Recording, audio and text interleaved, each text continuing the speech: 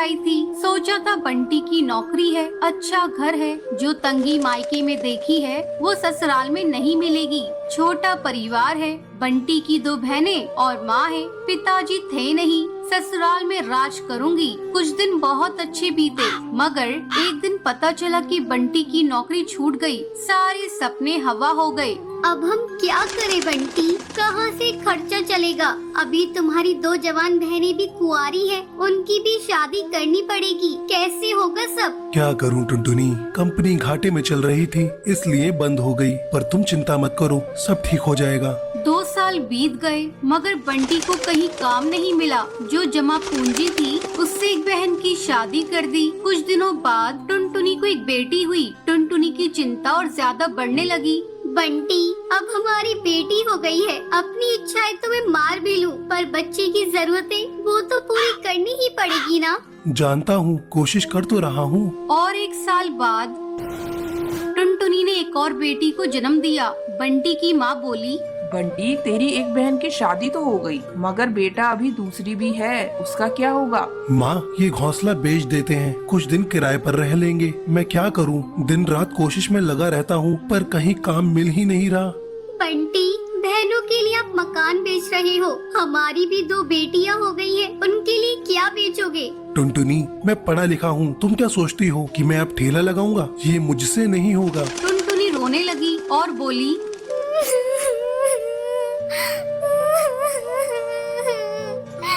तो क्या मैं अपने बच्चों के लिए 10 रुपए के अनाज के लिए भी तरसती रहूं? दोनों बच्चियां दाने के लिए रोती रहती हैं। क्या पानी से उनका पेट भरती रहूं? जब तक कोई नौकरी नहीं मिलती तब तक तो कुछ कर ही सकते हो, या मुझे ही काम करना पड़ेगा?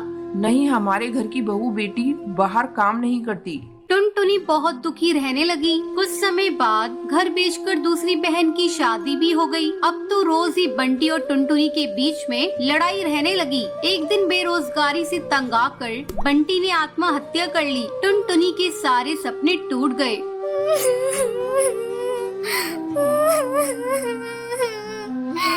मैं बिल्कुल अकेली हो गई हूँ। अब जिम्मेदारी टुनटुनी के सर पर थी। बूढ़ी सास, अपनी 2 बेटियां और घोंसले का किराया। कुछ आसपास के पक्षी गरीब समझकर बच्चियों को पुराने कपड़े और खाना देकर मदद कर दिया करते थे। टुनटुनी अपनी सास से बोली, माँ, 2 महीने गुजर गए, जो घर का पैसा बचा था वो सब खर्च हो गया। अब मुझे ही कोई काम करना पड़ेगा। जिस गरीबी में हमारे दिन कट रहे हैं, मैं नहीं चाहती कि मेरी बच्चियाँ भी गरीबी में दिन गुजारे। मगर तू करेगी क्या बहू? अपना कुछ काम करने के लिए पैसे भी तो चाहिए।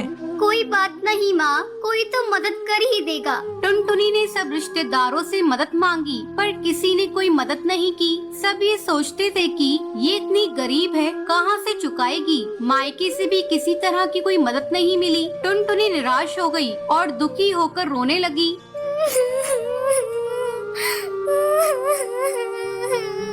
मैं अपने बच्चों को भूखा नहीं मरने दूंगी, कुछ ना कुछ करूंगी, पर इतने पैसों में क्या काम करूं?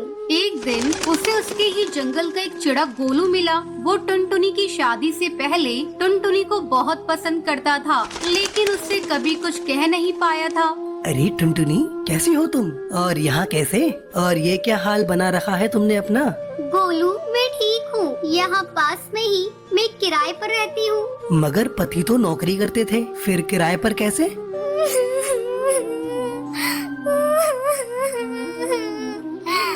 मेरे पति नहीं है, नौकरी छूट गई, घर बिक गया, बहुत गरीबी में दिन गुजार रही हूँ, कोई काम भी नहीं कर पा रही हूँ। मेरे पास केवल 1000 रुपए है, उसमें मुझे घर का खर्चा भी चलाना है और किराया भी देना है। मेरी सास बुजुर्ग है और मेरी 2 बेटियाँ भी है, कोई सहारा नहीं है, सबने साथ छोड़ दिया। कैसे कर पाऊंगी इतने कम पैसों में कोई काम? इतनी चिंता मत करो टुनटुनी, तुम चलो मेरे साथ। गोलू उसे चूड़ियों की थोक रेट वाली दुकान पर ले गया। ये मेरी ही दुकान है टुनटुनी। फ्री में देकर तुम्हारे आत्मसम्मान को ठेस नहीं पहुंचाना चाहता, इसलिए ये 1000 रुपए की चूड़ियां दे रहा हूँ। बाजार में इनकी कीमत बहुत ज्यादा है, पर मैं तुम्हें ये आधे रेट में दे रहा हूँ। लेकिन तुम इन्हें 20 रुपए दर्जन बेचना। ये बहुत सुंदर चूड़ियां हैं, पहले कम बेचना और जैसे ही मुनाफा दिखाई दे 30 रुपए दर्जन बेचना। टुनटुनी बहुत खुश हुई। उसकी सारी परेशानी का हल जो उसे मिल गया था, वो चूड़ियाँ बेचने लगी। चूड़ी ले लो, चूड़ी रंग बिरंगी चूड़ी ले लो, सुहागों वाली चूड़ी ले लो। वो डाल डाल जाकर चूड़ियाँ बेचती और बीच बीच में आकर अपनी बेटियों को भी देख लेती। आसपास के पक्षी उसे गरीब समझकर मोल भाव भी नहीं करते। सबको उसकी चूड़ियाँ पसंद आने लगी और उसकी खूब बिक्री होने लगी। चूड़ियाँ तो टुनटुनी के पास ही सुंदर होती हैं, उसी से खरीदेंगे। तीज त्योहार पर और शादियों में चूड़ी पहनाने के लिए उसे ही बुलाया जाता था, जिसमें उसकी कमाई अच्छी हो जाती थी। इस तरह 1 साल गुजर गया। टुनटुनी के अच्छे दिन आने लगे। टुनटुनी गोलू से बोली, गोलू, तुम्हारा बहुत बहुत धन्यवाद। तुम्हारी वजह से मैं आज अपनी गृहस्थी चला रही हूँ, नहीं तो भूखे मरने की नौबत आ गई थी। ये तो तुम्हारी मेहनत है टुनटुनी, मैंने कुछ नहीं किया। जितनी मेहनत करोगी उतना ही अच्छा फल मिलेगा। इसलिए कहते हैं मेहनत करने वालों की कभी हार नहीं होती।